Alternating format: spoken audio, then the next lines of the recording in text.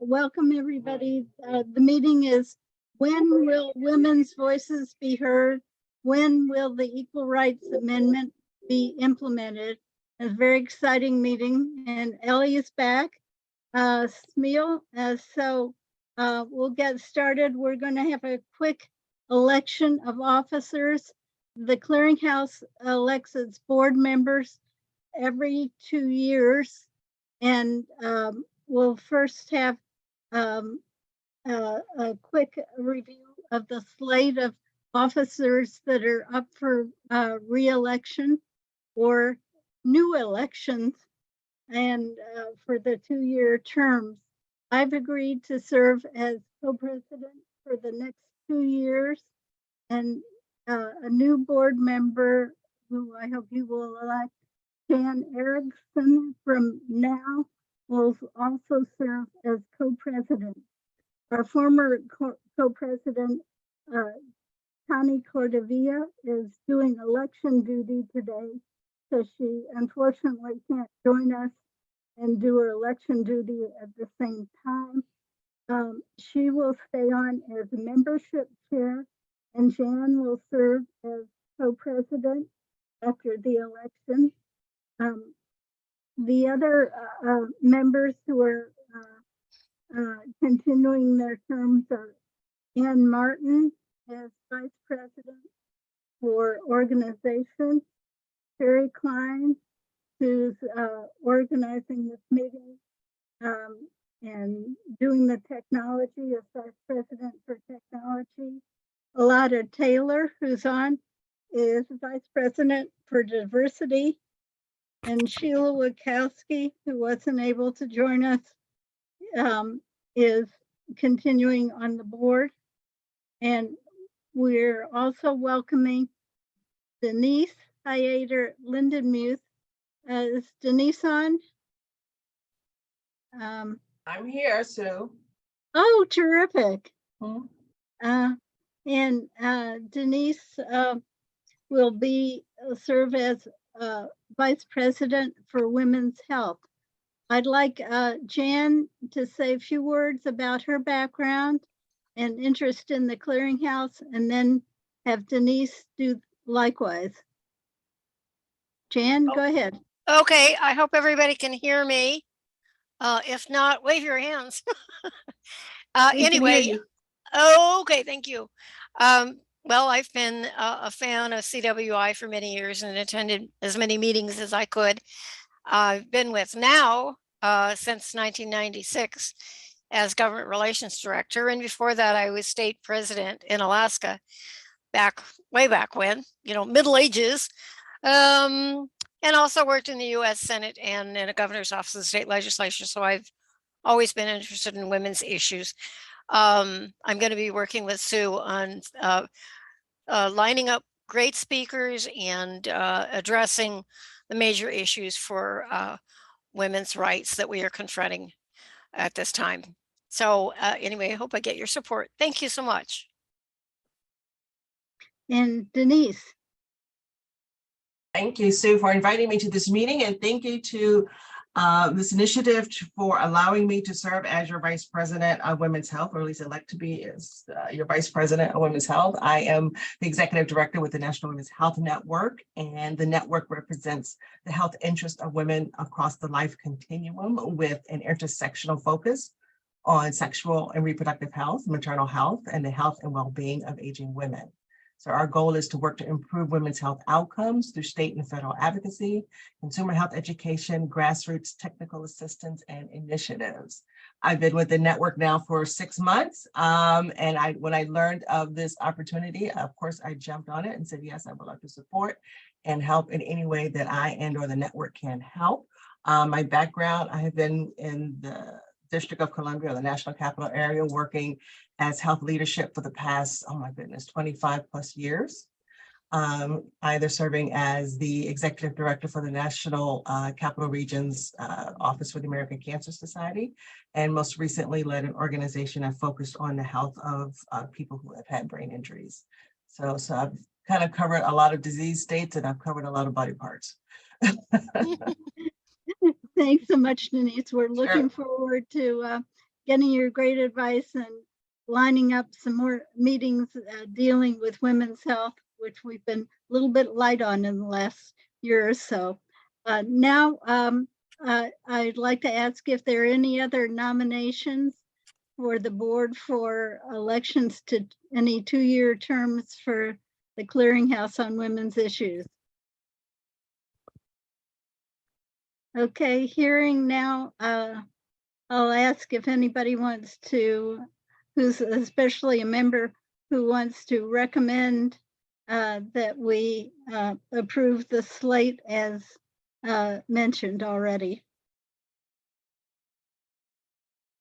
Linda Fahili, who's been a longtime board member, would you make that motion? Linda's muted. So moved. Thank you.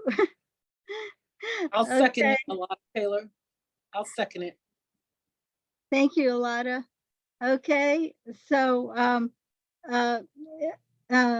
now if there, I guess an easy way to do it is those of you who are showing your screen, if you can just raise your hand to approve the slate. And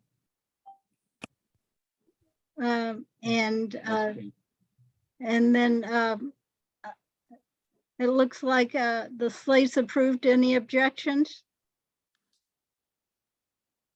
Any objections? Okay, no objections. Okay, I'll declare our slate as approved as mentioned. And thank you all for serving on the Clearinghouse board. Now I'm turning the meeting over to our wonderful Clearinghouse on Women's Issues Treasurer, Holly Joseph. Holly, take it all away. Great, thank you, and welcome to everyone. I hope you'll all think it's a great discussion of the Equal Rights Amendment. I'm changing my first line to say I'm from a state that has no support for the equal. I'm originally from, so I'm happy to be in Maryland, where the co-sponsor was Ben Cardin, whom I actually asked to be the co-sponsor years ago, and he gratefully and enthusiastically took up that responsibility. My initial thought on this program was a fundamental challenge to review women's voices across the board, or how we were being heard or weren't being heard. And quickly that caused a shift to the Equal Rights Amendment, which seeks to hear women's voices in the realm of equal rights.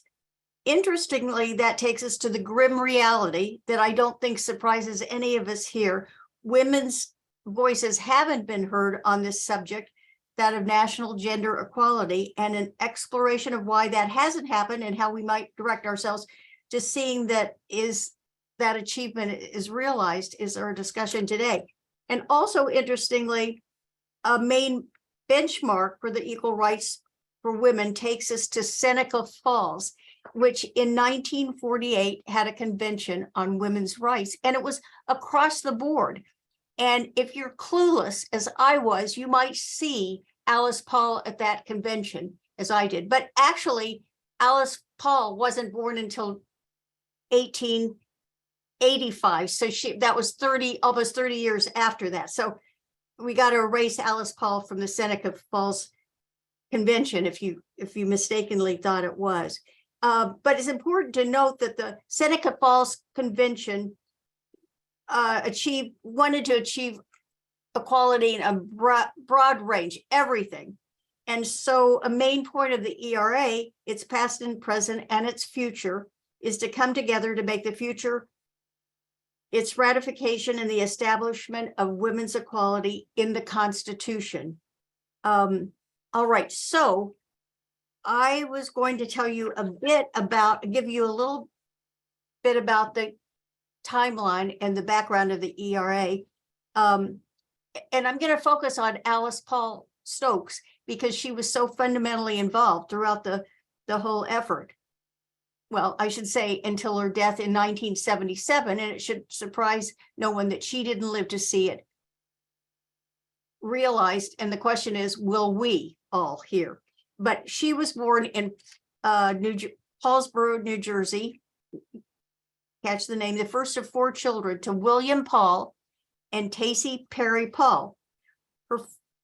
Tacy's father, Judge William Paul, was a co-founder of Swarthmore with, among others, Lucretia Mott, where Tacy might have been one of the first graduates had she not dropped out to marry her husband, there being no allowance for married women to go to Swarthmore.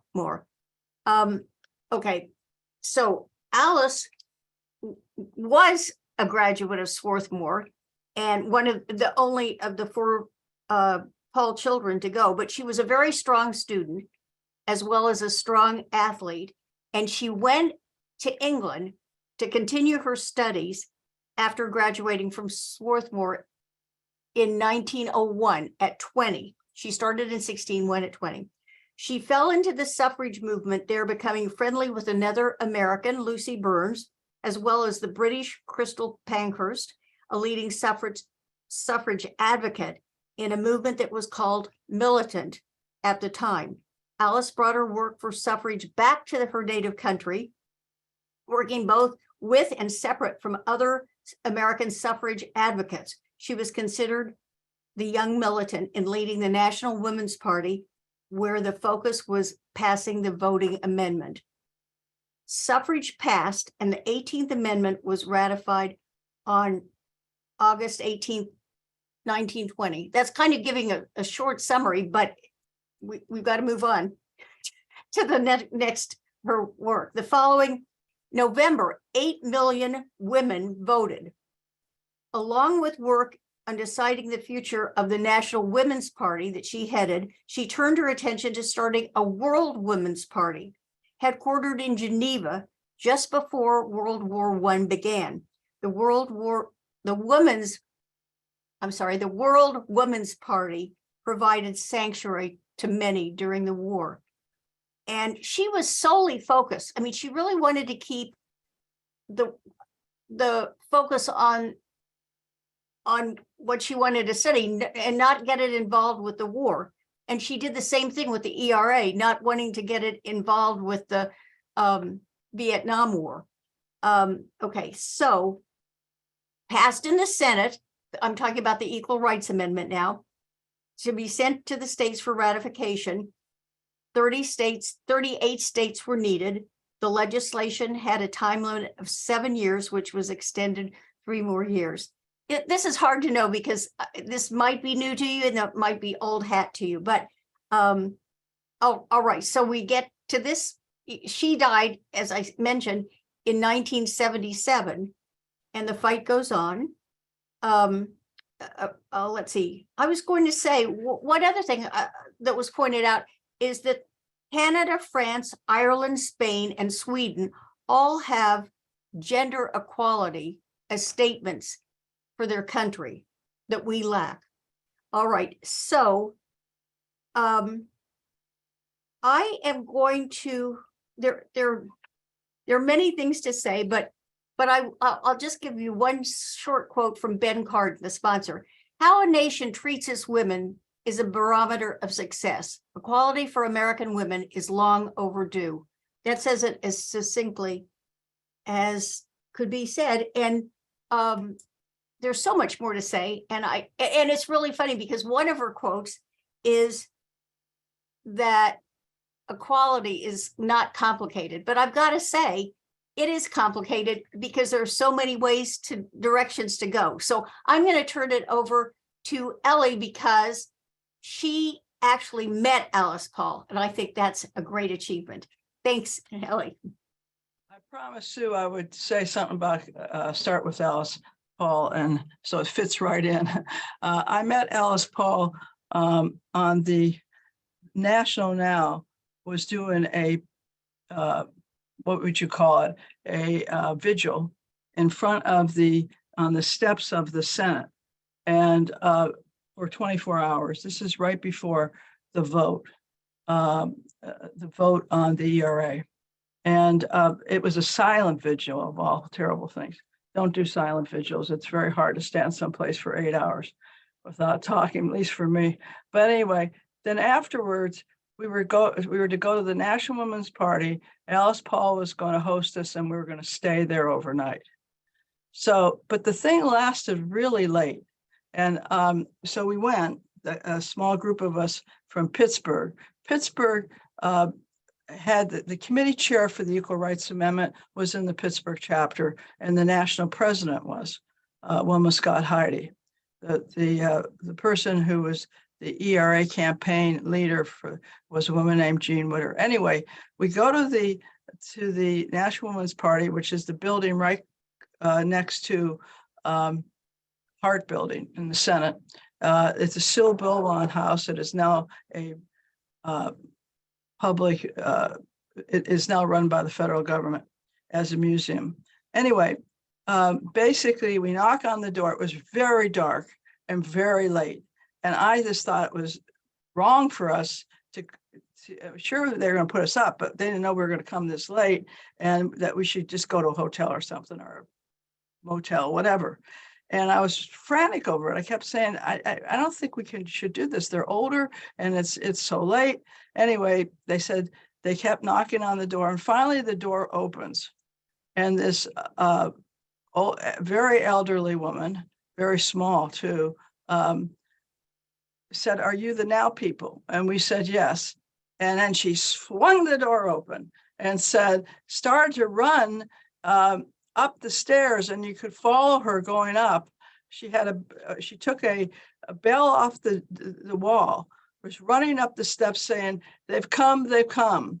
And I said to my friend that was standing right next to me, "Now look at what you've done. We've woken up everybody. It doesn't seem fair." I'm mumbling about this. And she said, the other woman who was Anne Pride, who was at that time the editor of the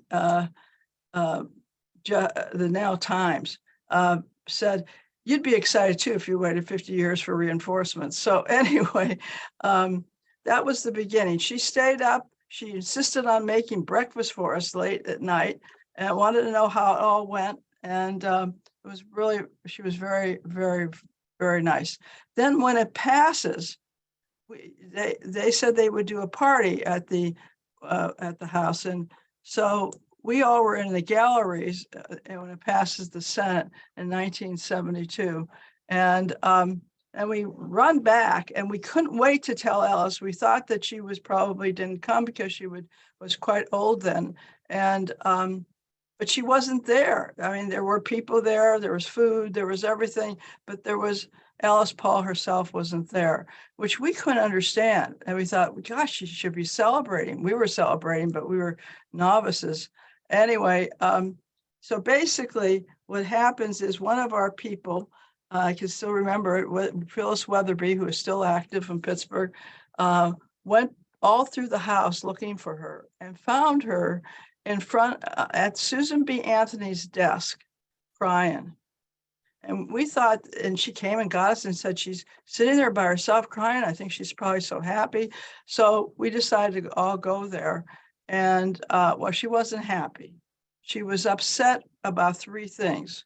One, that a timeline was put in the preamble. It was not in the wording of the Equal Rights Amendment, thankfully, but it was in the preamble and it should not have been there. And secondly, she was upset about this timeline because she had studied the passage of amendments. If they don't pass in about the first 2 or 3 years, they're not going to, is what she felt. And she thought it was a trick from the Southern senators who were against the ERA, but said they would vote for it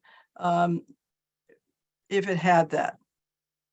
We didn't need their votes, by the way, because we won by nearly 3/4. It was a huge vote. Very few people voted against it. Very few senators. Anyway, she also thought that the second clause, which says Congress will enforce it, was going to make it very, very hard to get through the South. Because basically they wanted Congress and the state legislatures. So anyway, we were just in the mode to cheer her up. She had been working so hard on this for so long. And but we all heard her, believe me, we all listened very carefully. And it turns out that she was pretty much on target. And that was my last meeting. Alice Cohen and the vice president of now actually went shortly after that. She went to a nursing home, I think in New Jersey, and they went to see her, and just as visitors, et cetera. And she told them, "I'm so glad you came. Tell your folks the next state has to be Indiana." So a whole bunch of us literally go to Indiana, and we win Indiana by 1 vote. That was the 35th state. So, and I could go on a story on that, but that's Alice Paul, right to the end, was a strategist. Her brain, she was right on many, many things. And of course, on the ERA, she was very right. By the way, the current wording came from 1941 House of Representatives. And it has it in the negative. It says equality of rights shall not be denied or abridged on account of sex. The one that was introduced in 1923 that Alice Paul wrote was in the positive. And by that, I mean, it was men and women shall have equal rights. I used to know the exact differences, but that's one of the major ones. To come out of the committee of the House, they felt they had to have a modification. Anyway, every inch of the way it was fought. It was not like there wasn't organized activity. There was, and we still have an opposition that is very strong. I think that we act like we don't have an opposition because they hide. Why do they hide? Because we're popular. We're now about 80% in the public, in the polls, are for the Equal Rights Amendment. It's very, very popular. So anyway, I went a little bit over, but I thought you'd be interested. Alice Paul was certainly a driving force every inch of the way that she could be, and knew what was going on. Very, very intelligent. Do you want, Sue, do you want us to go on, or what? How is this going? Okay, I think Sue wants me to go on. I'm going to go real fast. Where we are is, as you all know, we now have ratified by 38 states, which is the requirement. We've also passed it in the House and the Senate by very large margins. Much when it was proposed, it was a super margin in both houses. And by the way, it didn't pass in the House for many years because of one man, Emanuel Sellers, would not allow it out of the House Judiciary Committee. And he was finally defeated by Elizabeth Holtzman, which I think was something everybody should know. Elizabeth Holtzman became the major sponsor of the bill to take to extend the timeline, which was introduced in 1978. And I was very, very active in that campaign, now led the campaign, and I was the president of the NEL at that time. We got it extended by only 3 years and 3 months. Believe me, we wanted no time limit at all.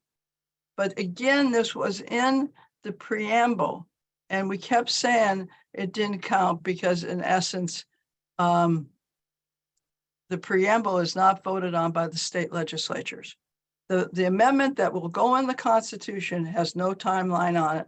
And constitutional scholars of all types have said it's not binding. So anyway, where we are now, I'm going to fast forward because a lot's happened since 1982, when June 30th, 1982 was the end of that timeline that they had put in. There's been an active campaign most of those years, but this is one thing that I think we got to keep in our own heads. And because you said this thing about voices, Holly, and they didn't hear women's voices because these were men's clubs. the Congress, the House, the Senate, and the state legislatures. When we started, when the feminist majority began, which is 1987, 5% of Congress were females. And most of them had come into power because their husband had died. I don't know if it was most, but a lot. And they took the seat for a while. Basically, we in the feminist majority thought very strongly we had to have more representation. A lot of people I don't think even realize that states like Florida at this time had, I think it was 4 women in the whole state legislature. It was very small, and no African Americans in the North Carolina. I could go on. I mean, not only were women not represented, but neither were people of color, especially African Americans. Anyway, so, and Latinos too. I mean, the underrepresentation, it was a white old man's clubs, essentially. And in some ways you could say, because we were so popular, we were almost there. It was close, not because of, they knew how popular we were. The polls were overwhelming. Now, even though they were very strong, they're not like they are today. In those days, and I saved the polling that now did from, that was done by Harris. Lou Harris was the premier poster of the time. And he did polls for us in not only all the states that didn't ratify, but also in districts. And every time we were way ahead in the district, we were way ahead in the state. And we were in the high 50s to low 60%. Today, we're 75 to 80%. So we've really increased that margin a lot. Where we are is that the majority, I think all of us, I don't know of any other crowd, any other group in the ERA movement, all believe the Equal Rights Amendment has been ratified. In other words, there were 2 requirements in the Fifth Amendment. We've done both of them. We passed Congress, both House and Senate, by overwhelming, way over 2/3 vote, which is required. And basically, we now have 3/4 of the states, or 38 states. Those were the 2 major requirements. The President of the United States is not in the Constitution. He has no role in the amending process. And I was trying to think of the other person, anyway, and the preamble is not what the state legislatures voted on. So we believe the timeline is not binding. So where are we now? We've had motions passed in the House when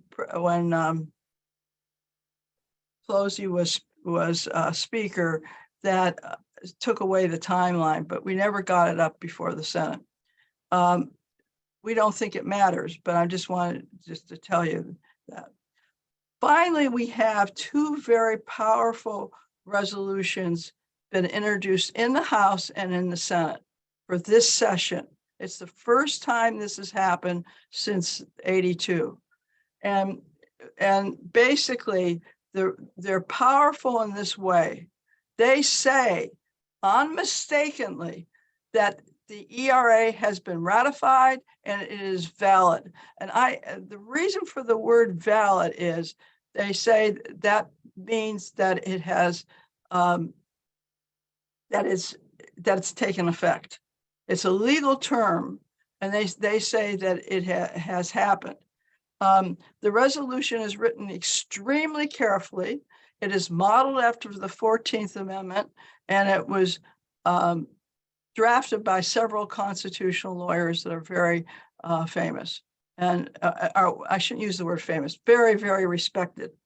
Where we are is that we have 203, I think it's still at 203, co-signers are co-sponsors of the resolution in the House. The resolution in the House was introduced by Ayanna Pressley.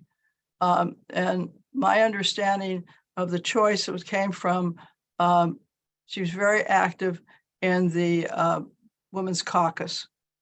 And the caucus got behind this.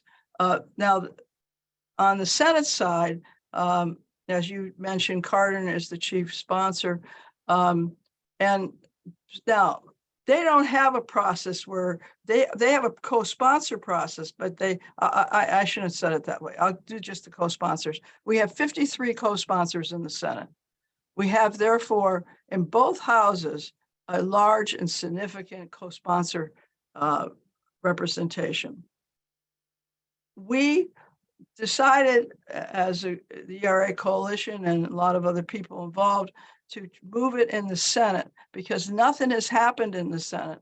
And we are going towards an election, which might be a very important election. And we wanted people to have a roll call vote because the Republicans could keep saying, well, we didn't co-sponsor, but we didn't take a position. God knows what they would say.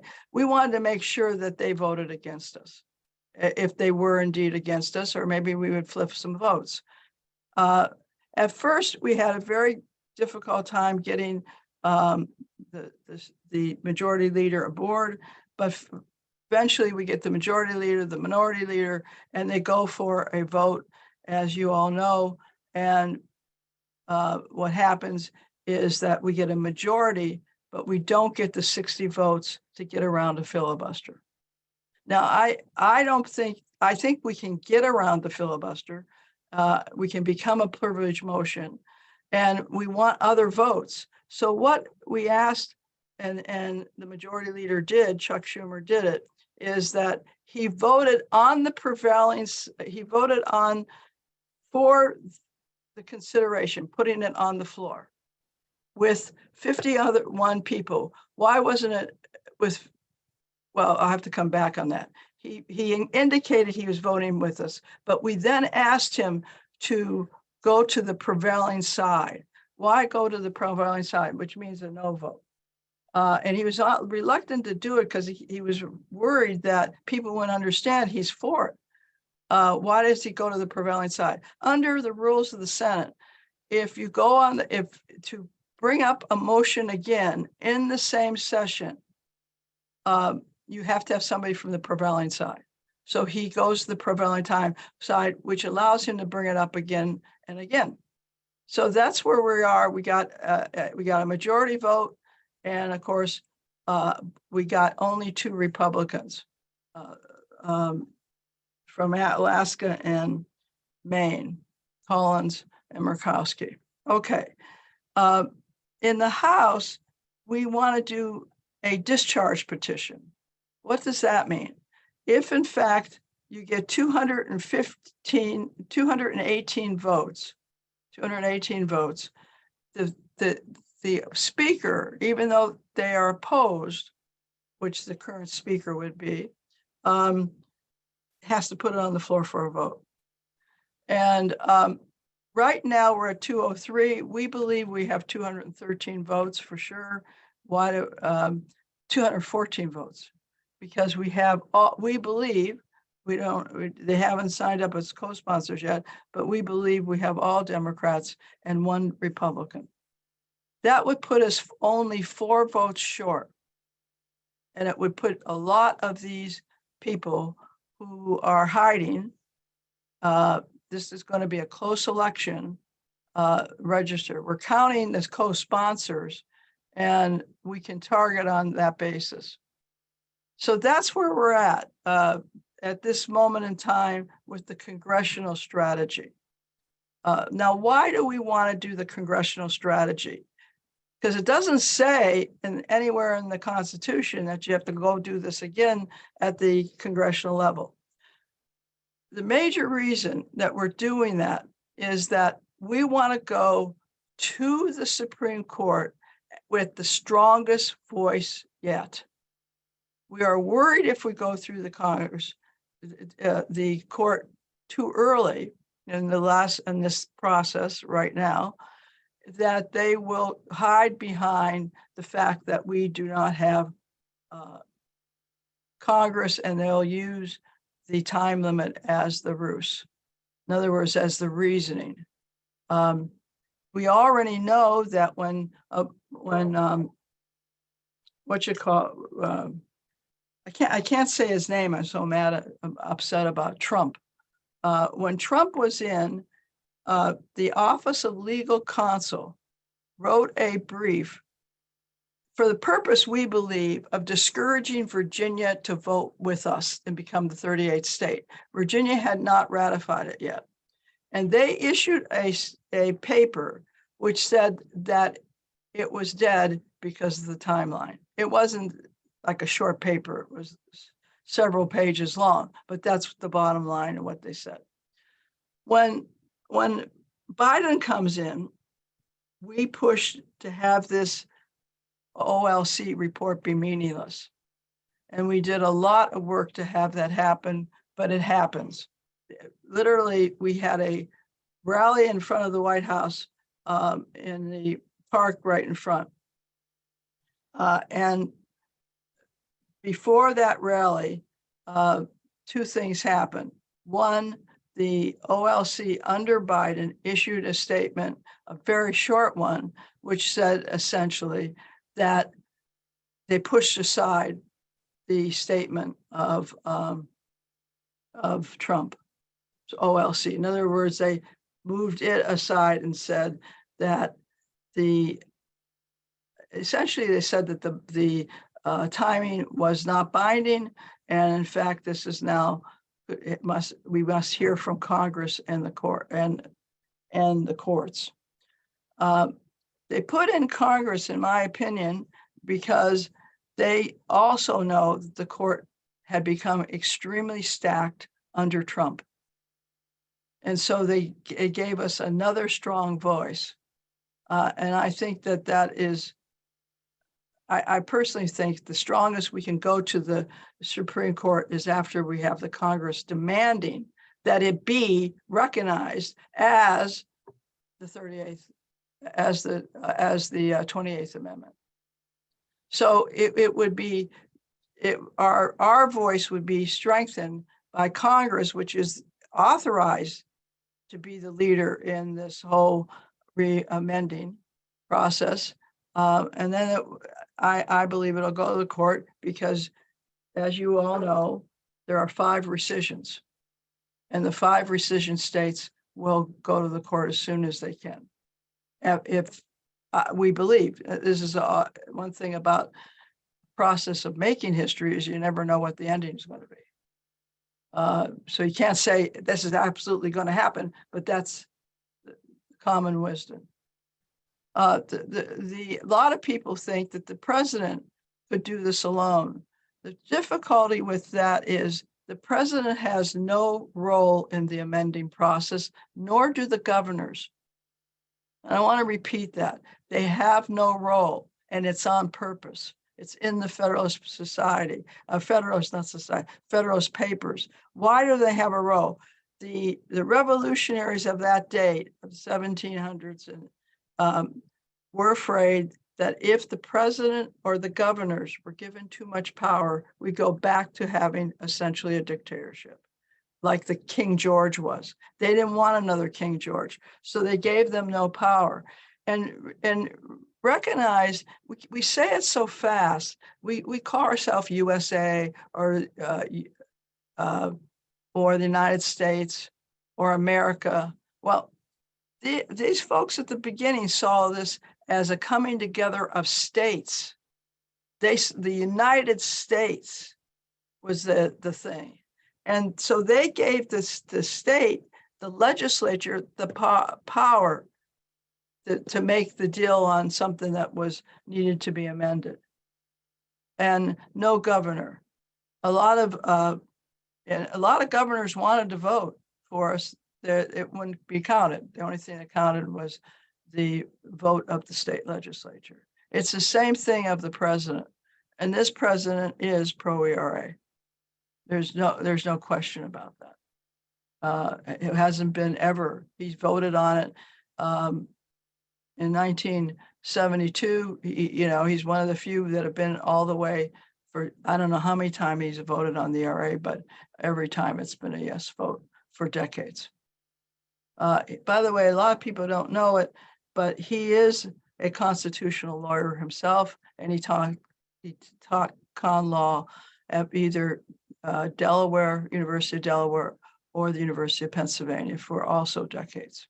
So basically, that's where we're at. It isn't, I mean, I personally feel very up about it. I have a cold and don't feel real good today, but I am up in this way. This is the closest we've ever been. And I know that they are looking at the polls. I know that you can tell by the way the Supreme Court is acting, is they're worried that the public is enraged over the abortion decision. And I think there's no question that the importance of the Equal Rights Amendment has grown because of the outrageous decision of Alito. Alito says in the Dobbs decision, not only that there's no protection or right to abortion or women to decide, et cetera. He not only takes that all away, the right to privacy, the dependence on the 14th Amendment, and in fact goes on to say that the 14th Amendment does not apply to sex discrimination. The 14th Amendment is the major way that we have had any national or federal rights. And we won a whole bunch of decisions in the 70s using the 14th Amendment. We use the 14th Amendment all the time. And we're waiting for, and Thomas wrote that this decision will affect access to birth control and access to gay marriage or same-sex marriage. Both of those are on right to privacy and the 14th Amendment.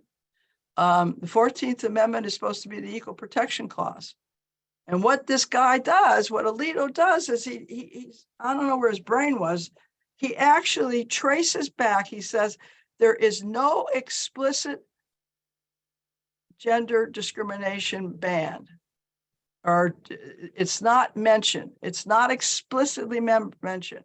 So therefore, it has to be in the history and deep in the roots of the country and its traditions. So he goes tracing it back until England and God knows what century. I mean, we're talking 17th, 15th, 16th century. In fact, the one guy he quoted several times was a man who believed that it was okay to kill witches. A witch could be sentenced to death. Well, anyway, it's a ridiculous, it's an outrageous decision. I really think, I wish that if you haven't read it, read it. It should make you really mad. There is no consideration for the health and welfare of half the human race. And that we are people and we deserve an equality. Unless it's specifically in the Constitution, these originalists don't want anything about it. But it's an excuse. They've always been against the amendment. And it is not just a misogyny thing. It's a business thing. It's a tradition thing, which keeps a small group of people in power.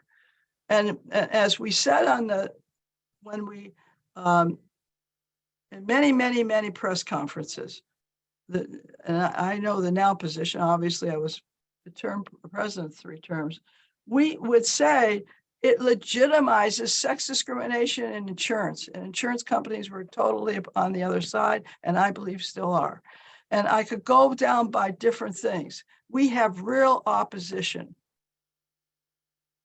By the way, I know that we don't say much about this because none of us want to be religiously biased.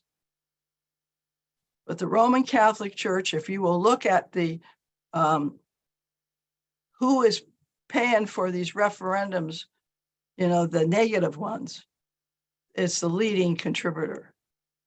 And I believe one of the leading opponents of the Equal Rights Amendment, without question. Why? Because we change everything. We want equal representation. They can't even deal with women as priests.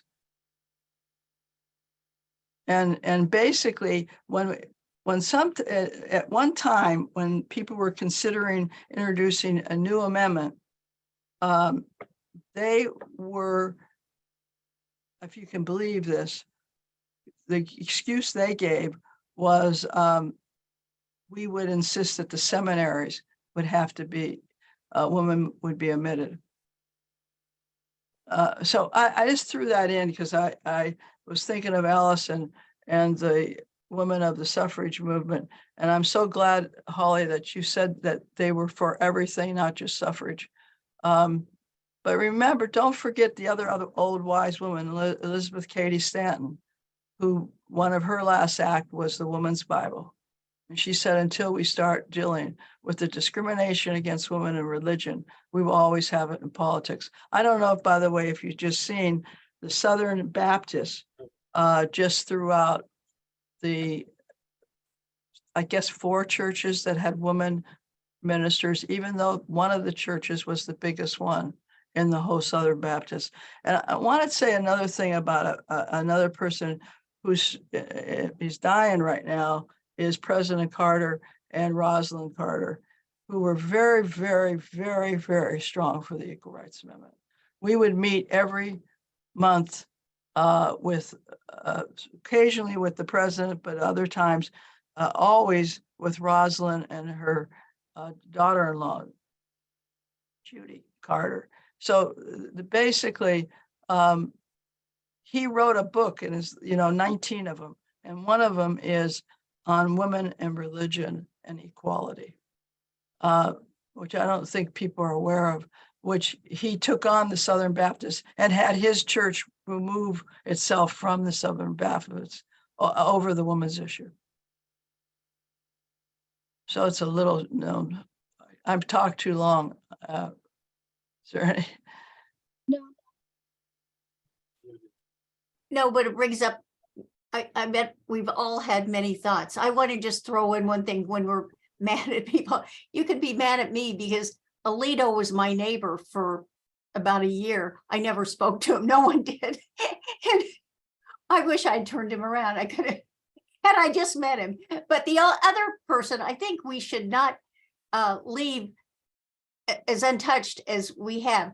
A really prevailing force is Sam Ervin, who's really thought to be, a lovely old gentleman of the Watergate. And really, he was the one who fought this just tooth and nail. And he was the leader of the opponents. Exactly. He was the leader of the opponents. And Exactly. by the way, after he goes out of the Senate, and you can come back, I just got to get this out. Guess who he starts working for? A major insurance company.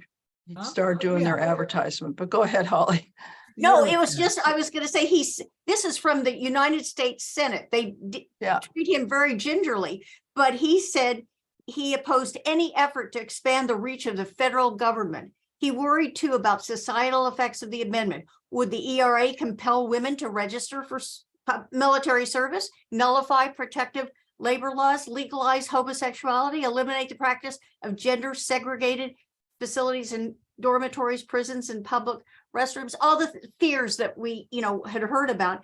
Oh, it would force many states, if I don't think I knew this, required women to take their husband's family name. If enacted, the ERA would nullify those laws. Ervin cautiously insisted the effects of government record keeping would be staggering. The Senate should proceed cautiously, Ervin insisted, lest it approve a Tonkin Gulf resolution of the American social structure, effectively terminating all legal distinctions between men and women. And to his credit, Senator Bayh countered all his arguments carefully, saying there's a clear and undeniable need for the ERA. So anyway, the point is, actually, you just have to realize he's prevailing on this. This is why we don't have it, because the limit that he put on. So just bear that. But that time limit, just keep saying it, is not binding. So he didn't. We're not giving him his last say. And the reason Sam Irwin sort of has this more liberal thing is he votes against Nixon. He's on that committee. But on women, I heard his closing speech. I was in the gallery, and he dwelled on the fact that the bathrooms would be dirtier.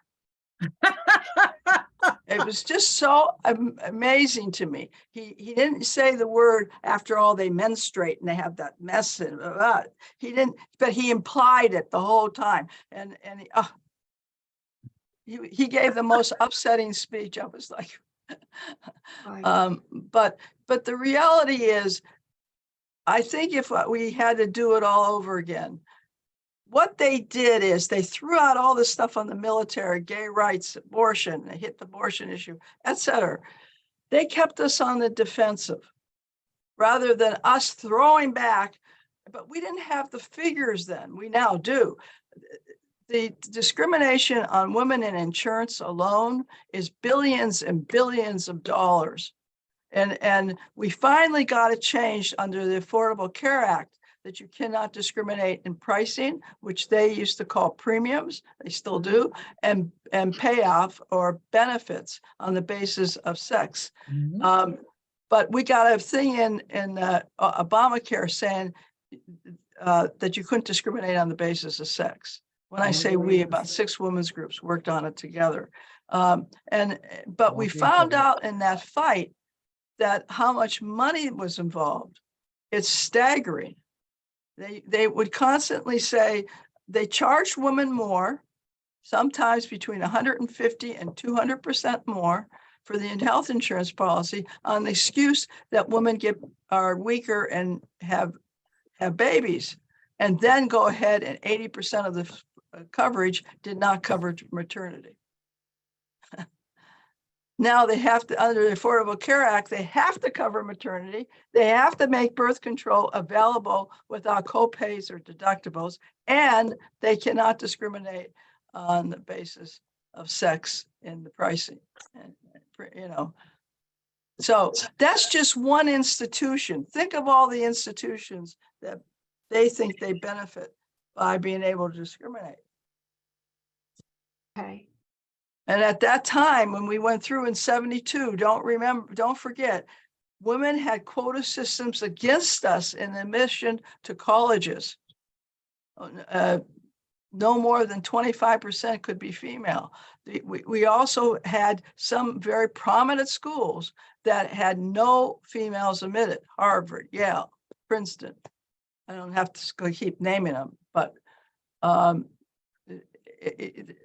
it's a different world today, but still we've had to fight it institution by institution. It's time it's in the Constitution.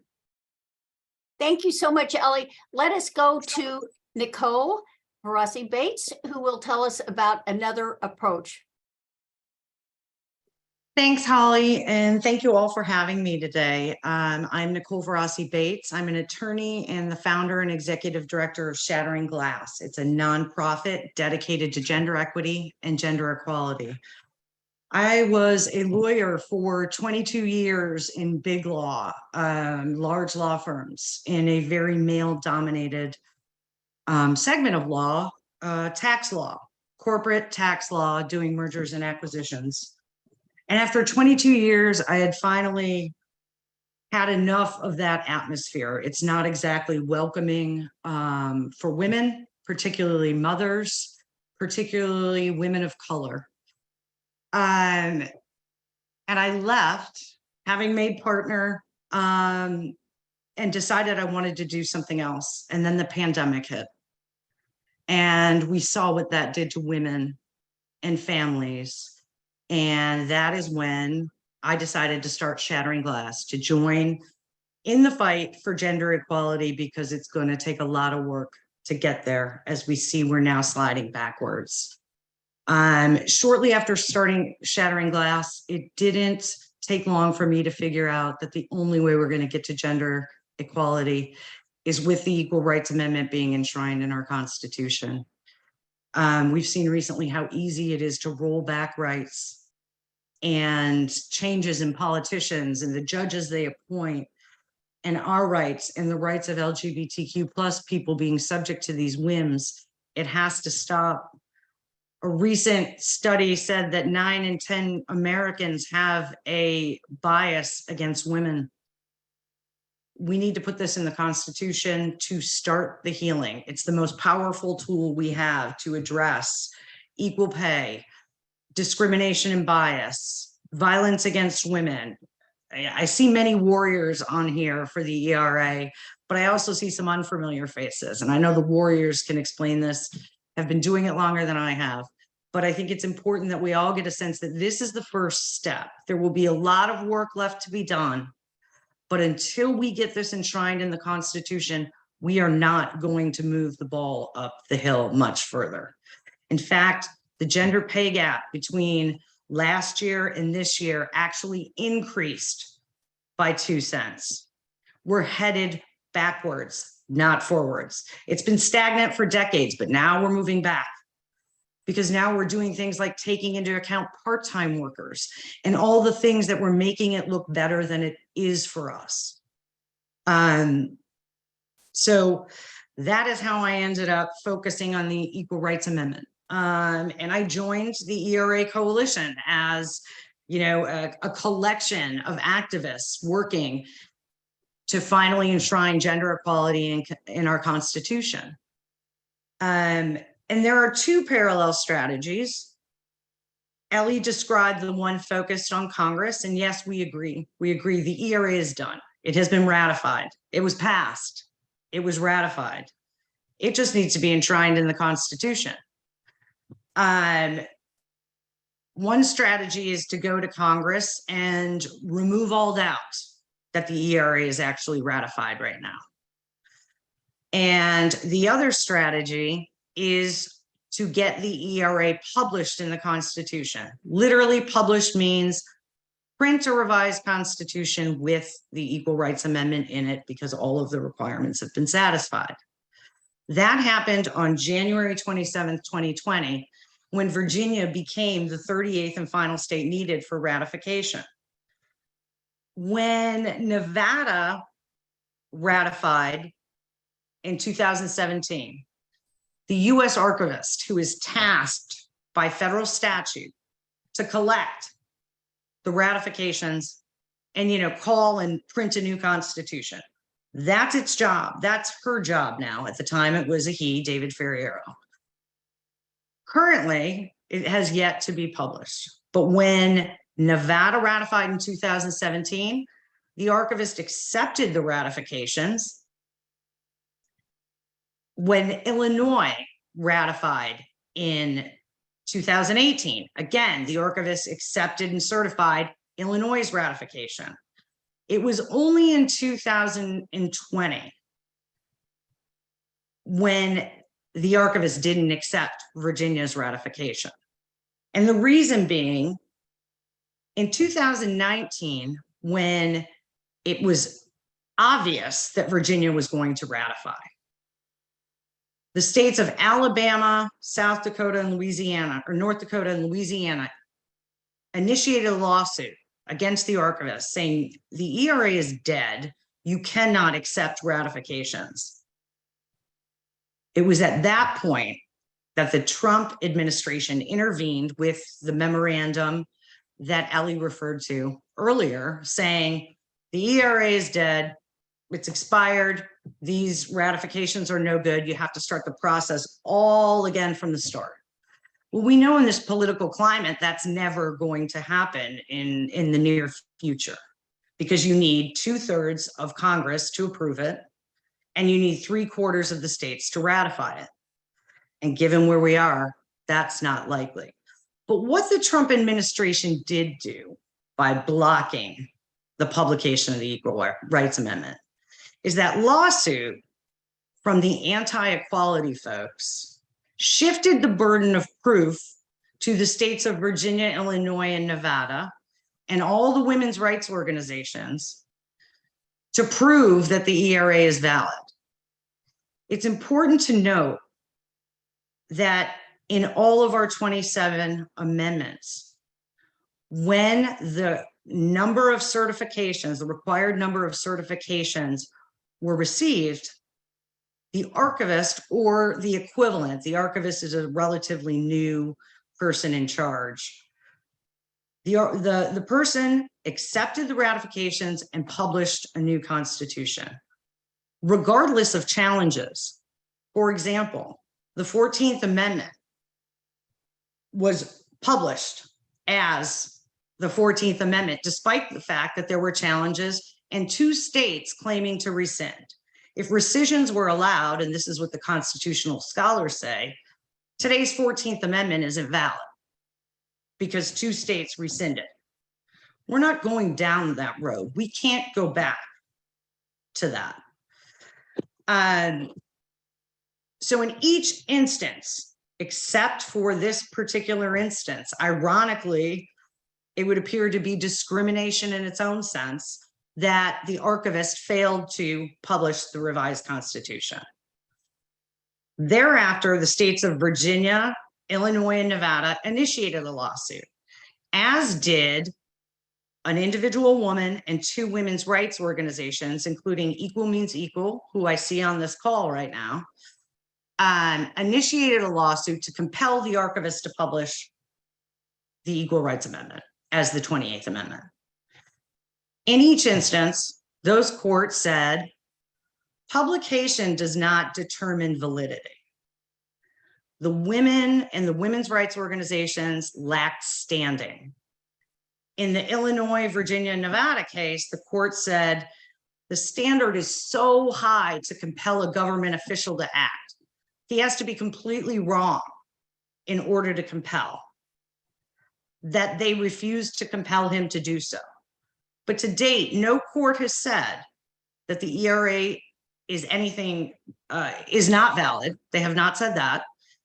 And they haven't said that the archivist can't publish the Equal Rights Amendment, which is required under federal statute.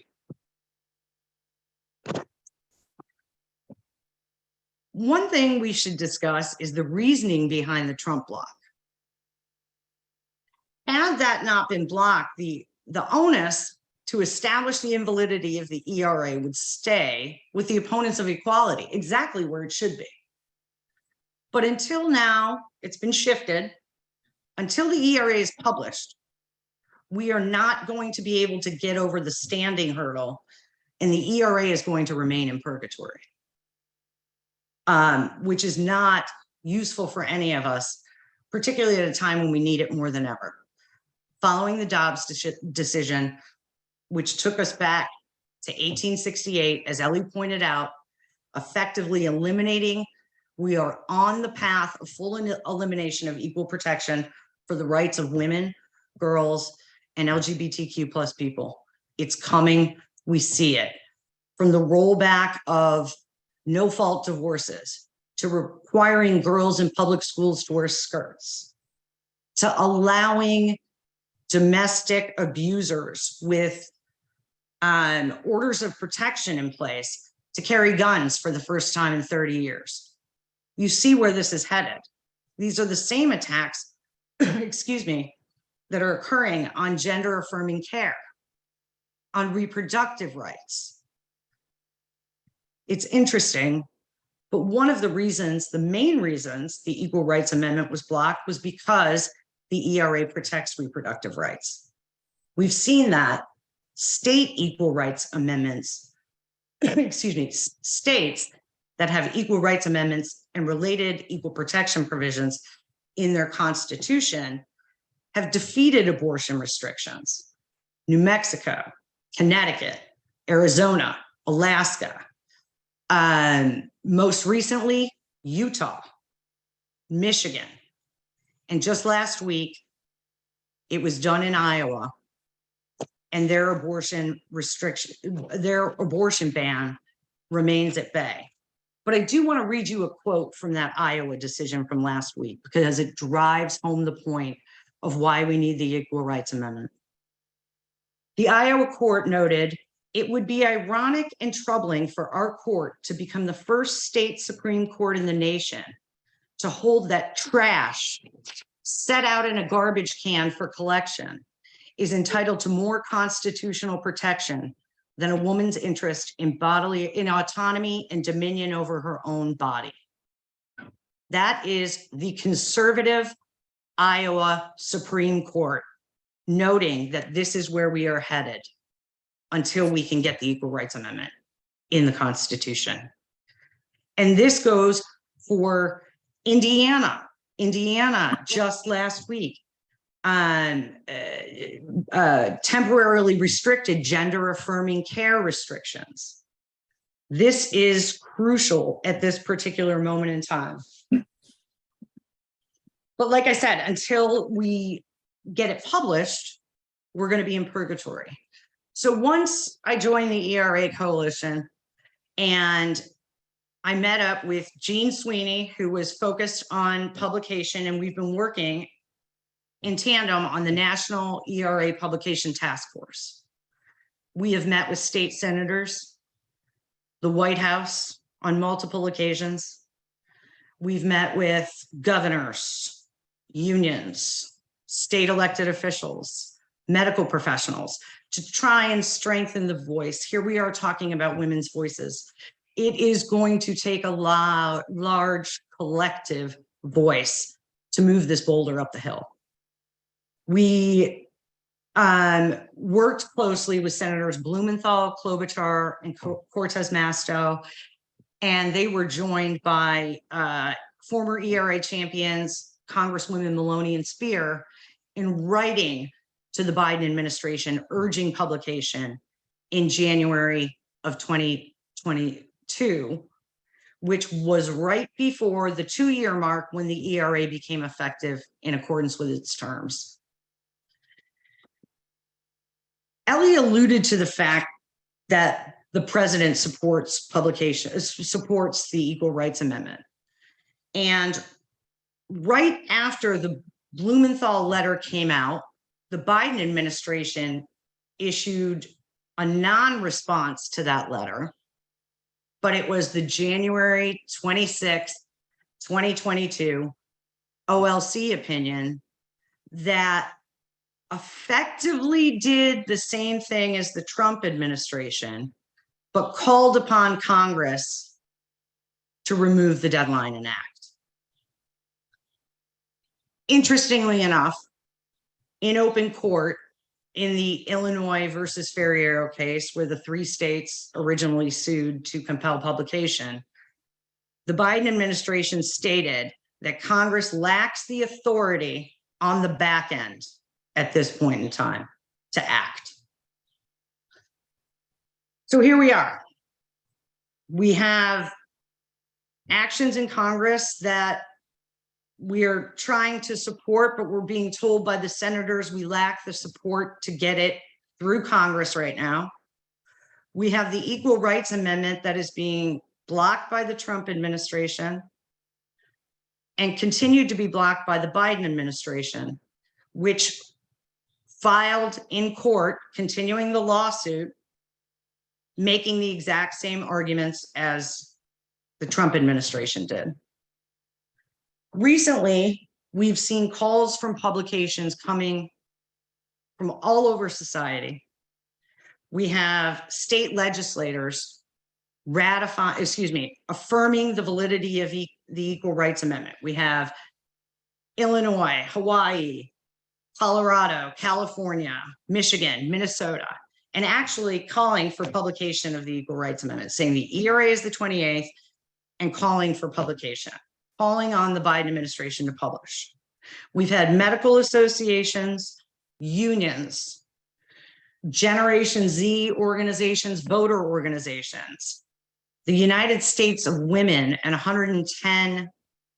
more than 110 women's rights organizations and unions, including Feminist Majority, have called for the publication of the Equal Rights Amendment.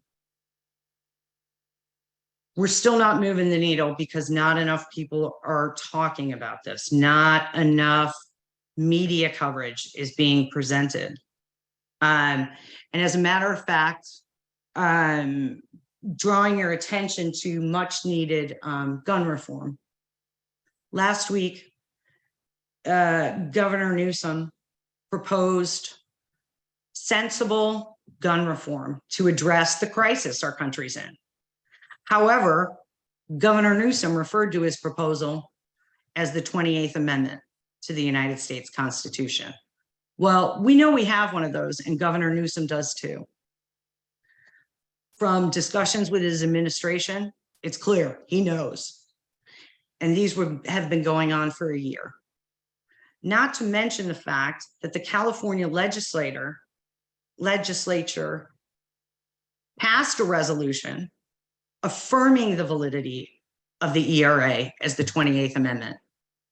And they passed a second resolution requiring the California Law Commission to actually study the laws in California to conform to the Equal Rights Amendment, which is the 28th Amendment. There's even a website you can go to see their progress and how they're fixing their laws to comply with the Equal Rights Amendment. It's unbelievable. And the representative that Governor Newsom utilized to propose the Constitutional Convention, he was a co-sponsor of that California resolution, and he voted in favor of the California resolution affirming the validity. But yet here, now, he's saying there are only 27 amendments. On his website, he says there are only 27 amendments. What's going on? Why are people so afraid of the act of publication? The courts say that doesn't determine validity. The reason being, because there is a presumption of validity. And once it's in the Constitution, it's incredibly hard to get it out. So they're keeping it, the Trump administration, the Biden administration, they're keeping it out of the Constitution. And as Ellie pointed out, this court does not care unless it's specifically in the Constitution. So you don't want to be in the courts until these words, these very simple words, the 24 words, are in the Constitution. So we have been working to gather a larger collection of voices, and we will continue to do so. We've recently started the Publish the ERA campaign. And tomorrow, Representative Cori Bush from Missouri, who is also a co-chair of the newly established ERA caucus, is introducing a resolution that calls for the United States Archivist to publish the Equal Rights Amendment. So that will be tomorrow. But we need this desperately. So please follow us at publishtheera.com and join the collection of voices calling for the publication of the Equal Rights Amendment. There you go, Eileen. Eileen's got her pocket copy. Look familiar?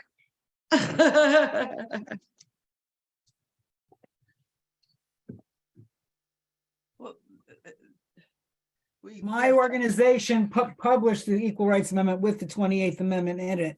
And every member of Congress, every member of the Senate, and every staffer, we spent $80,000 printing this and sending it out with a note to it. If you're not going to publish it, we will. So I maintain that we just circulate the crap out of these constitutions and get them everywhere.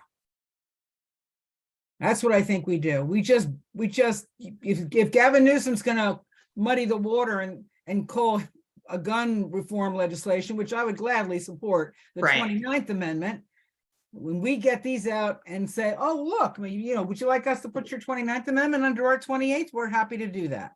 That's what I think we need to do. We need to just say it's there and off we go to the races. I think we've already got this whole thing. It includes the Declaration of the Sentiments. It includes, Elizabeth, all of these other documents that are women-centric. It's got all of it in here. I just think that's what we need to do. We just need to just ignore the noise and push forward and say yes. You can go to voteequality.us and order these And you can buy some and say you would want them dedicated to being sent to every member of the California delegation. If that's what we have to do to shut down Gavin, we can do that.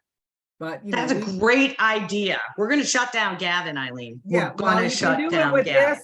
this. It's everybody in Congress, everybody, and we spent thousands sending this to every member and every chief of staff in Congress with a note explaining why we sent it.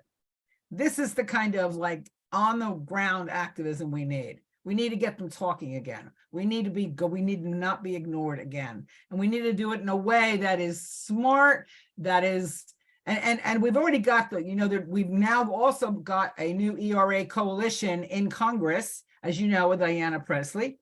On that, it is worth noting that Jamie Raskin is now the co-chair. The man's a constitutional scholar of the ERA caucus. So somebody says something stupid about the Equal Rights Amendment, we can say, go talk to Jamie and he'll tell you why you're a moron. And then we've got Jennifer McClellan, also a co-chair. She carried the Equal Rights Amendment in the Virginia State Senate. We've got my daughter, who God knows this issue inside and out, on that caucus. We've got people on that caucus that know how to talk about the Equal Rights Amendment. We just need to keep our foot on the, if you're in an old car on a hill, if you take your foot off the brake, you start to slide backwards. And the only way to go forward is to put your foot on the gas. That's metaphorically what we need to do. We are driving a 100-year-old car and we got to keep moving. And I'm going to stop talking, but this is what we need to do right here. We need to do something that people can tangibly walk around with. Years ago, I see that Holly still has the Alice Paul dollar that we made about 10 years ago in the back of that chair. That's our Alice Paul dollar. And I actually had a Secret Service man once take it from Jimmy Carter when I gave it to him and said, "Is this a counterfeit dollar? You're not allowed to make counterfeit dollars." I said, "It's got a woman on it. Of course it's not a legitimate dollar because it's got a woman on it." And he went, "Oh." Because there's never been a dollar with a woman on it. We've tried, God knows, but we can't get that done either. But anyway, this kind of stuff works. Sue, can you help us with questions? We didn't address this. Should we take the questions in the chat? How should we do this? Holly, I just want to add one thing. I totally agree. We need more activity. And you can go to sign for ERA and it's signing for the Presley one. There's no reason why we can't be both for Presley's resolution. The resolution that says it's valid and is a part of the United States Constitution. It's very clear. And for Cori Bush's. And so sign for ERA.org is another one. Sign them both. And basically, I think right now we're at 25,000. What we want to do, and I think the one thing that both groups agree to, is have more activity for the ERA, much more activity, and have more people so that they're more afraid of us and will go for it. And anyway. Could you repeat that just in case someone didn't get it? You said ERA.org, and what's the second, please? No, it's signed for SIGN for the number for ERA.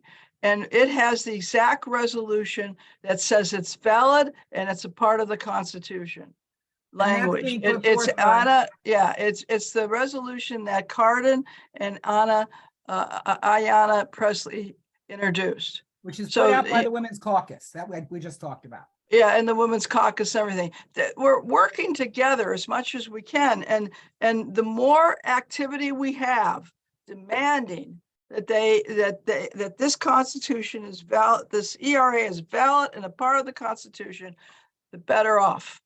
Yeah. And that's why I think that we need, what we would like to do, Carolyn Maloney and myself, is that we make this so the hundreds of thousands of people are participating. More, more everything. More grassroots, the better. Yeah, give these out as gifts. As a part of this. As a matter of fact, the Generation Ratified kids came out of our organization and now they're national. And that's the other thing we have to think about. We have to be intentional about our succession planning. We've got to build our bench. I mean, I do think it's important. I love every woman on this call, but there's nobody on this call that's under 50. And we got to change that. We got to get the youngins in here. There is. Oh, there okay, is. but she's by herself, so that we need people. we need to build a bench. We got to plan succession. The one And this thing the though kind is of stuff that does it. I agree, Eileen, but I don't think, I don't think we should leave with the impression, yes, the two strategies can work together, but one does not. Publication doesn't come after Congress. It's never been that way. That is the point that I think, yes, it would be better, but it's always been publication and then the challenges. Mhm. And I want to leave everybody with this question. Mhm. If publication isn't significant, why are they going to these lengths to fight us on it? Oh, If it really is a legal zero, why are they blocking it? Why are they fighting it? The Republicans have also proposed an amendment that cites the Biden administration's position on congressional action. Proposed a resolution that says the ERA is dead and it can't be revitalized. It's Senate Resolution 107, and they quote the Biden administration. So we need to get this into the Constitution and then pray for the best. Mhm. There's a reason why they're blocking us.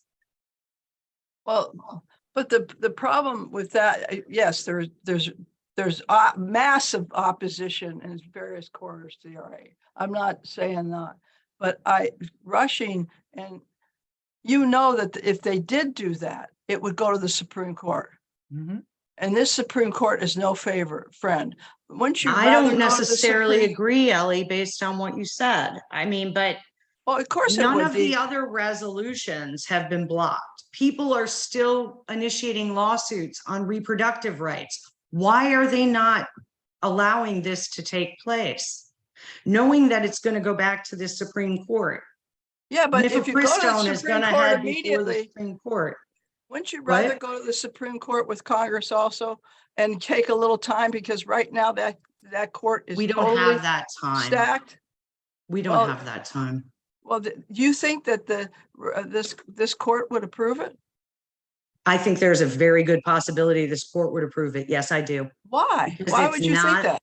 Because the language, as you said, they don't care unless the words are specifically in the They are Constitution. totally opposed to the Equal Rights Amendment. That this crowd is backed by Opus Dei. That article in the Washington Post, which gave the financial backing to the stacking of this court. This court is absolutely opposed to the Equal Rights Amendment. The six Again, people. You on it. noted the Article 5 doesn't mention presidents who have both interfered in this process. It doesn't Article mention 5. deadlines. It doesn't mention rescissions. You're looking at a situation where rescissions could impact the 14th Amendment. They're not going to let that happen. Yeah, no, I understand that. But what I'm trying to say is that if we could do it and we got this congressional thing passed and we got it published after that, then and you went to the court, don't you think we'd be in a stronger position?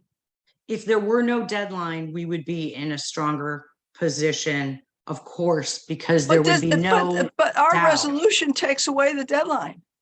The deadline doesn't no, it doesn't. The Oh, deadline absolutely it says does. it's We've had valid. every constitutional authority say that, because it says notwithstanding this has happened, that it invalidates, it takes away the time limit. We've been told that by every person who's had a hand in drafting it. And it's kind of drafted- runs contradictory to the point that the language says it's already valid despite that deadline. It doesn't remove it. It says that deadline is meaningless. Right. It's not binding. That's as strong as we can get it. So it's a statement saying it's non-binding. Right. A statement saying that notwithstanding I don't have it right in front of me. I wish I did. But remember, the title of the resolution is to remove the deadline. There's no question it removes the deadline. Every That's why we constitutional, think that we agree with you. If you get that and you go to, it's going to be harder for them to throw us out. The Supreme Court. you're And I think allowing the public- challenges to interfere with the process. Every constitutional amendment, when ratified, was put into the Constitution. Then the challenges is ensued. You're ignoring the shifting of the burden of proof that we can't overcome until But the Congress. truth of the matter is we can't overcome, you know, we did and you did and all of us did a lot of pressuring of the archivists. They're not moving. And right now, it gives us a little time to galvanize a political storm behind us. I think more people will understand where this Supreme Court is, and maybe it would put pressure on the Supreme Court. All I know is that I don't see why we should rush to it when we can, in fact, Because make lives ourselves are at stronger. stake. Because lives are at stake. The LGBTQ plus community's lives are at stake. No, of course. Women's no, lives are at stake. Of course, This of is course. and we get the benefit of the presumption of validity and shift the burden of proof to the other person. But what we're saying on the Otherwise, we got resolution is the same nothing. thing. We're Waiting saying for the same thing. Congress. I don't think we are, Ellie. We're waiting for Congress when the senators are telling us they don't have the support to get it done in this Congress. We have a majority vote. That's all we need in the Senate. All we got to do is make it a privileged motion. Can I And ask if why they we make it can't a have- privileged motion and go around the damn filibuster, it can happen and that's it. Can I ask why we don't have a multi-prong approach? If we have a couple of bowls in play, does it matter which one gets over the goal first? Why think we can't we should- have a multi-prong approach? If we've got I two agree with balls- that. We got two balls on the court, whichever one goes over into the goal first, that That's doubles our I chances. agree with you on that. I said that from the very beginning. So- So you Fine. agree that we Talking should about what wait we're for going to do. publication? I think we have to have a multi-prong approach and a workaround. We have to do it. It's like we have to, because it doubles our chances. And each one of them are handled strategically. And if one runs interference for the others, so be it. That's right. Eileen, we've been saying that. I know, but I think that the absolutist position on what we have to do is as being a singular thing. I think we have to be strategic, and we have to have a couple of different. It's like going on a long trip. You ask your ways. What's my alternate way to go? We got to have more than one map, and we have to be able to adapt. When they go left, we go right. When they go right, we go left. We got to run that field, to use a football metaphor, which I hate, but it works in this situation. Thanks very much. And obviously, I don't think anybody said anything that's wrong, but I think we sometimes get twisted up in our own energies. Lord knows I'm one of them too. Ellie, thank you. And Nicole, thank you for the presentations. But I just briefly want to say I put it in the chat in case I didn't get to speak. Both strategies are critically important. It is, as Nicole says, it's true. Publication is part of the process. It's not necessarily part of the ratification process, but it's part of the validation process. It's got to get published. But it also, Ellie is absolutely right that, getting the congressional bill has great significance for anything that would go forward with litigation, et cetera. So I just very briefly, with the last amendment, the 27th, which was going to be the ERA's number when it was first passed out of Congress. The 27th amendment, the 203-year ratification period of the Madison Amendment, was when the final state ratified, it was published. And the day afterward is when Congress passed its resolution.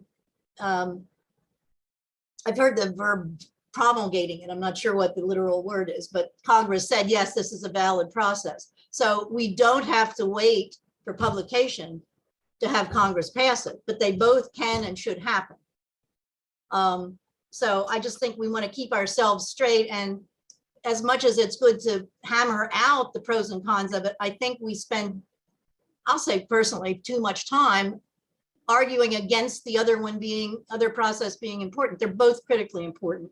I wanted to just say also, when, what has taken so long? Why is this so hard? I use one word as the answer, very complicated to unpack it, but it's patriarchy. And we cannot, It's true. none of us can understand. Ellie probably more than most anybody else, but none of us can understand the tentacles that run through this whole culture, patriarchal tentacles that have taken 100 years to get us to this point, which I agree with Ellie is the closest we've ever come. And so just one thing, I think we should use the word patriarchy more often. I've heard it more and more in broadcasts, MSNBC, bless them, and some others. People are starting to use it as though we, the culture, understand what that means. And I think we should help in that process as much as we can by using the word of where our opposition is coming from at core. But Ellie, could you please, for a brief moment, explain what a privileged motion is and how we can help promote that in the Senate for that vote? Okay, well, a privileged motion only requires a majority vote. That's the most important thing, just to remember, because it gets around the 60. And a privileged motion, I've gotten this from very high authorities that are currently in the highest positions on rules, that it is really what the Senate says it is. In other words, if the Senate says that this is a privileged motion, it becomes a privileged motion. It's been used mostly for budgets and things like that, or things that they've been stalled on. It's also been used to wish somebody happy birthday or give somebody an honor. You know what I mean? It's been used as the current Rules Committee told me for almost anything you want to think of. So I want us to get it out of this. It should be a privileged motion. All 38 states have ratified it. My goodness, why shouldn't they put it into that status? If they did, we do have 53 votes sitting here. Yeah. Well, if we, I'm sorry. Go ahead. Yeah, so that's why I'm saying, I feel that we know we had the commitment for him to get us a first roll call vote, but the majority leader could bring it up again and again and again. What I was just going to say, not half jokingly, seriously, if they can do it for somebody's birthday, we can damn well have them do it for the 100th anniversary of the Equal Rights Amendment. See, there you go. We should have it be the 100th anniversary, happy anniversary privileged motion. There, I'm finished. Thank you. Yeah. You remember one of Alice's great quotes is ordinary equality is not complicated. I think getting to it is complicated. Right? Nothing complicated about ordinary equality. Yeah. Right, Yes. right. Thank you very much. This has been an extremely enlightening, pardon me if I've got bronchitis. I'm represent National Women's Political Caucus. I see some other people on here, including our Assistant Director, Kristen, and we're having a convention in August in Richmond, Virginia, where there's beginning to be a really strong women's movement. The problem that we are having is that there are not enough politicians who know that they will absolutely lose votes because they either oppose or will not strongly support the ERA. I think the legal strategies, all those things should go on. I think I'm glad to know that there is some real strategic thinking going on here. What concerns me is that for the next, and through November of 2024, we have one job, and that is to throw out every legislator we can with the state at the moment in Congress and in the Senate especially. We could lose our majority in the Senate. So we need to absolutely make the ERA as important an issue for them to support as abortion. People are beginning to lose their jobs over abortion. It'll make the abortion people crazy. They'll go against it. They've been against us from the beginning anyhow. The first thing I ever did politically after leaving television journalism, which used to be a thing, was to march to get the ERA deadline extended. We should have just marched to get rid of it. And I really appreciate the work, and Ellie is one of my absolute heroes. But all this stuff is background if we cannot change votes and find at least 60 votes in the Senate and stop the hemorrhaging of judges who will pay attention. Thank you very much. And join the NWPC. That's a bottom line issue. It's been a bottom line issue for us since before it was actually passed. Thank you, Like you Karen. mentioned this, someone want to mention the Seneca Falls meeting? There is going to be a convention in Seneca Falls starting July 20th and going through the 23rd. It is being put on by Generation Ratify and Equal Rights Action, which is Kate Kelly.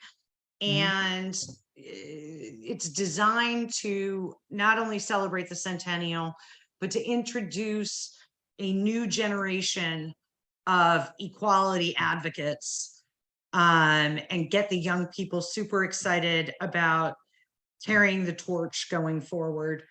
And you can learn more about it at Generation Ratify's website. And I see a bunch of people on here who I know are going to be there as well as I will. Yeah, and I think it bears noting that Generation Ratify was born in Virginia by all the buzz. I met with Rosie when she was 14 years old, and she's now a national organization, and it's in all 50 states. So every organization should be doing something like that. And that's the kind, they got involved because they saw a lot of stuff that captured their attention.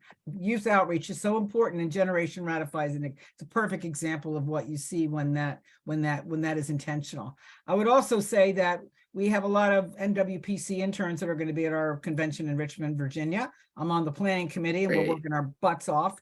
If you live near Virginia, you need to come to that convention. You can join and come. We hope you'll join as well. And it's going to be a national, when we're all going to get together in one place. And this is the kind of stuff we need to do, because when we're all in the same room, we can get a lot done. So if anybody has any questions about Richmond, Virginia's convention, you can contact me. You can contact Karen. You can contact NWPC.BA or NWPC National. But we need a big show, because we're really gonna do a huge press campaign, and the press in Virginia will cover anything about the Equal Rights Amendment, because we've been doing it for a while now. When we say ERA, they say, where do I need to be? I believe there's a pop-up on nwpc.org. I believe that there's a way you can get to the convention information. If not, there's a phone number you can call. Exactly. And NWPC VA has a link as well. Good. There may be a bus going from Virginia to the convention, Seneca Falls, and so Virginia now, Lisa Sells is trying to put it together. Yeah. We're also having a Network Nova convention that same weekend, which is a problem for us here. There's a lot going on in Virginia. Yeah. So that's splitting us out. Yeah. On behalf of the Clearinghouse on Women's Issues, I want to thank you all, particularly our fantastic presenters. And let's encourage everybody to work together, get the young people more involved, and let's get the ERA proclaimed fully enshrined, validated, and unchallengeable in the future. Holly, do you want to say any closing words? Well, it was just that every woman can make a difference, and every woman can do. So make a personal commitment to forwarding this great idea, and let's come back when it's passed. Okay, good to hear from everyone. Great. Thank you to all. Okay, bye-bye. Good seeing you, Ellie. Bye.